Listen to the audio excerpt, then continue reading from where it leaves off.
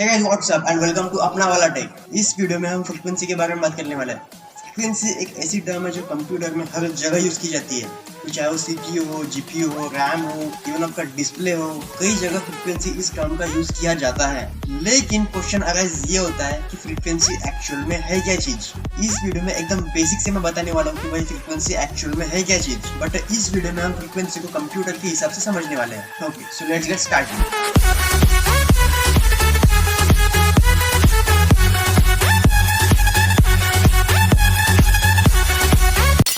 Simple words में मैं अगर आपको बताऊं कि फ्रीक्वेंसी क्या होती है, देखिए हम फ्रीक्वेंसी को काउंट करते हैं हर्ट्ज में। अगर सिंपल लैंग्वेज में आपको बताऊं हर्ट्ज क्या होता है, हर्ट्ज एक जस्ट यूनिट है जिससे हम फ्रीक्वेंसी मापते हैं। फॉर एग्जांपल ग्राम, ग्राम एक वजन का यूनिट है। हम वजन कैलकुलेट करने के लिए ग्राम इस यूनिट का यूज करते हैं।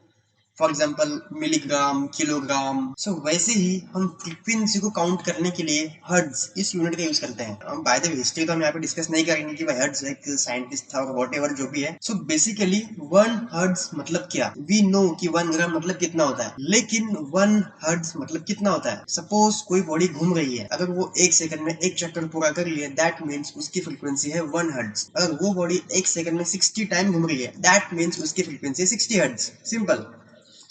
ओके, और सिंपल तरीके से अगर मैं आपको बताऊं, वेट, सो मैं ट्राई करता हूँ कि मैं मोबाइल के फ्लैशलाइट से आपको एक्सप्लेन कर पाऊँ। सो फोन का फ्लैशलाइट बीच बीच में ब्लिंक करने वाला है। आपको सिर्फ इतना नोटिस करना है कि फोन का फ्लैशलाइट 1 सेकंड में कितने बार ब्लिंक होता है, that's it. So let me start.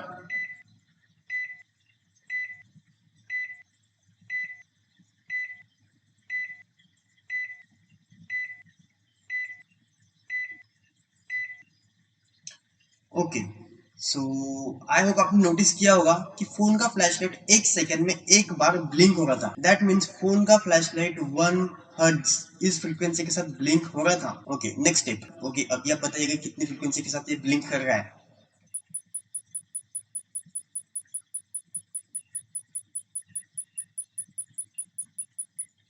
So I think आपने नोटिस किया होगा फोन का फ्लैशलाइट 1 सेकंड में 5 बार ब्लिंक हो रहा था। इट मीन लाइट की ब्लिंक होने की फ्रीक्वेंसी थी 5 हर्ट्ज। Take another example.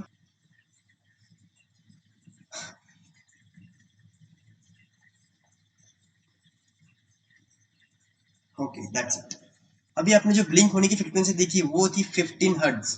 मतलब यह फ्लैशलाइट 1 सेकंड में 15 बार ब्लिंक हो रहा था। सो आई गेस आपको हर्ट्ज क्या होता है ये समझ में आ चुका होगा।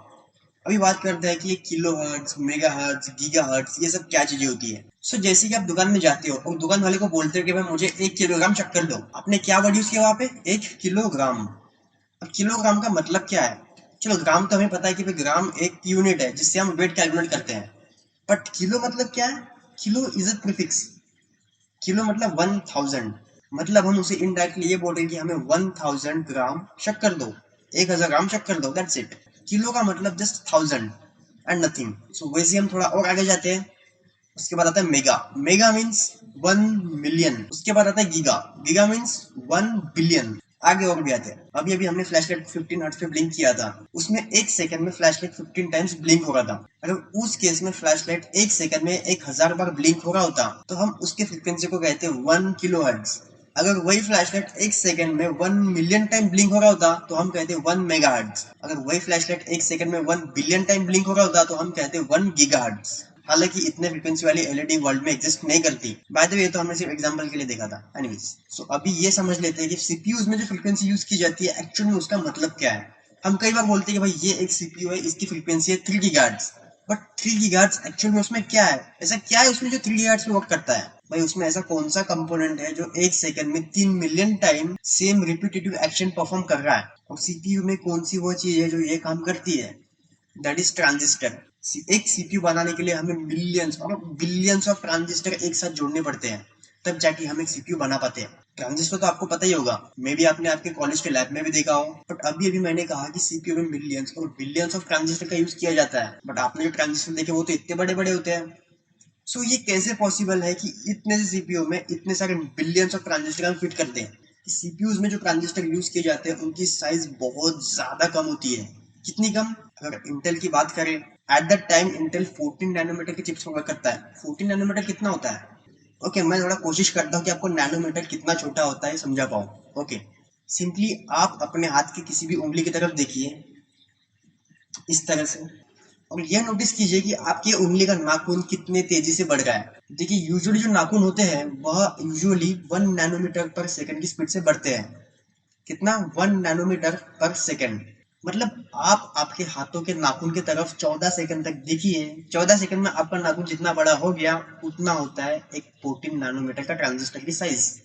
एक नॉर्मल बैक्टीरिया की लेंथ होती है 1000 नैनोमीटर। आई थिंक आपने इमेजिन कर लिया होगा कि नैनोमीटर कितना छोटा यूनिट होता है, और हम यहाँ पे बात करें 14 नैनोमीटर के प्रोसेसर की। बट क्या 14 नैनोमीटर एक बहुत बड़ी अचीवमेंट है? नहीं।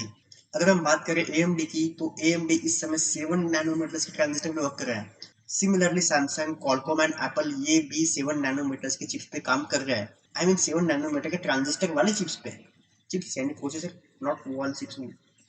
ओके, सो आपको समझ में आ गया कि ट्रांजिस्टर बेसिकली होता क्या है, उसकी साइज कितनी छोटी होती है। सो जैसे कि मैंने पहले भी बताया कि एक सीपीयू बनाने के लिए मिलियंस और बिलियंस ऑफ ट्रांजिस्टर का यूज किया जाता है। हाँ ठीक है, बट फिर भी क्वेश्चन ये रह जाता है, बट फ्रीक्वेंसी वहां पे कहाँ पे आती है? सीपीयू में हम ट्रांजिस्टर क्यों लगाते हैं? ताकि हम कुछ सर्किट्स बना पाए, हम कुछ स्विचेस बना पाए। कुछ ट्रांजिस्टर के कॉम्बिनेशन में सीपीयू में कुछ स्विचेस बनते हैं। स्विचेस का क्या काम होता है? ऑन ऑफ होना। इमेजिन कीजिए आपने कैलकुलेटर ओपन किया है, आप करते हो 3+2, दबाते हो एंटर, तो वो एक छोटी सी कैलकुलेशन होने के लिए भी जो ट्रांजिस्टर्स होते हैं, जो स्विचेस होते हैं, उन स्विचेस को कई बार ऑन ऑफ होना पड़ता है। यहाँ पे हम बात करें 2 गीगाहर्ट्ज, 3 गीगाहर्ट्ज, 5 गीगाहर्ट्ज। इसका क्या मतलब है? वो जो मिलियंस ऑफ स्विचेस है एक सीपीयू के अंदर जो कि ट्रांजिस्टर से मिलके बने हैं, वह स्विचेस एक सेकेंड में 3 बिलियन टाइम्स ऑन ऑफ हो सकते हैं। Can you imagine? फ्रीक्वेंसी और भी कई सारी जगह यूज की जाती है, रैम्स में, जीपीयूज में, आपके डिस्प्लेस में, और भी कई सारी जगह। बट अगर हम इन सभी को इसी वीडियो में डिस्कस करेंगे तो वीडियो बहुत ज़्यादा लंबा हो जाएगा, एंड एज अ बिगिनर मुझे वीडियोस थोड़ी शॉर्ट ही रखने पड़ेंगे। सो आई थिंक कि इस वीडियो के लिए इतना ही। और हाँ, अगर आपने वीडियो यहाँ तक देखा है ना, सो लाइक ज़रूर कीजिएगा। कमेंट करके आप बता सकते हो कि वीडियो किस चीज़ पे चाहिए। टॉपिक रिलेवेंट रहा तो मैं उस पर वीडियो ज़रूर बनाऊंगा। And subscribe if you are not. So मिलता है आपको नेक्स्ट वीडियो में, तब तक के लिए गुड बाय।